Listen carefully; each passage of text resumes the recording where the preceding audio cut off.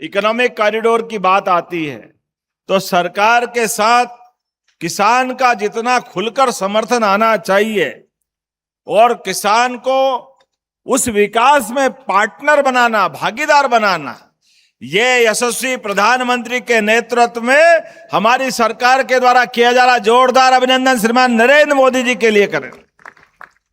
पहले गुजरात में उनने शुरू किया। गुजरात के अंदर अलग अलग प्रकार की सारी शासकीय योजनाओं के लिए गुजरात की समृद्धि का बड़ा आधार माननीय मोदी जी के उस विजन के कारण से हुआ है, जिन्होंने कहा कि हाँ, विकास होना चाहिए, प्रदेश आगे बढ़ना चाहिए, देश भी आगे बढ़ना चाहिए, लेकिन जो इसके लिए बेस बनता है, जो आधार बनता है, जो जरूरत पड़ती भूमि की, जमीन की, ये जमीन में किसान के लिए सबसे पहली प्राथमिकता होना चाहिए। मैं दोनों हाथ जोड़ के आपको प्रणाम करता हूं, आपका अभिनंदन करता हूं। हमारी सरकार के माध्यम से वो सारी योजनाओं को लागू करने का काम हम कर रहे हैं, जिसके कारण से हमारा किसान, महिला, युवा, गरीब सब वर्गों के कल्याण का पीछे का भाव भी छिपा हुआ है। कितना अच्छा लगता है जब यहां 2360 करोड़ की लागत से ये इंदौर पीथमपुर इकोनॉमिक कॉरिडोर का पहले फेज का भूमि पूजन कर रहे हैं।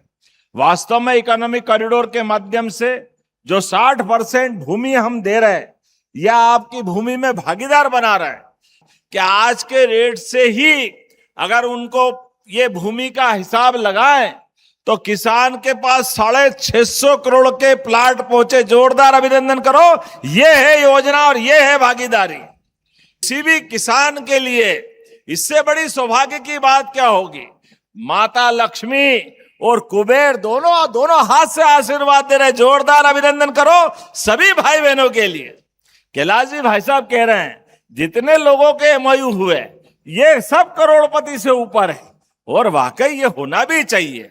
बाप दादा की पुरखों की जमीन अगर अपने वंश के माध्यम से, परिवार के आधार पर अगर हमारे पास आती है तो हमारे लिए पहला फर्ज बनता है कि हमारी खेती बाड़ी के साथ साथ हमारे परिवार की भी गुजर बसर की स्थायी व्यवस्था होना चाहिए। मुझे इस बात की खुशी है 17 गांवों के किसानों के द्वारा इस कॉरिडोर के माध्यम से पूरे देश में सच में 60% भागीदार कहीं नहीं बनाया। आपको बधाई दे रहा हूं। जोरदार अभिनंदन अपने आप के लिए भी करें।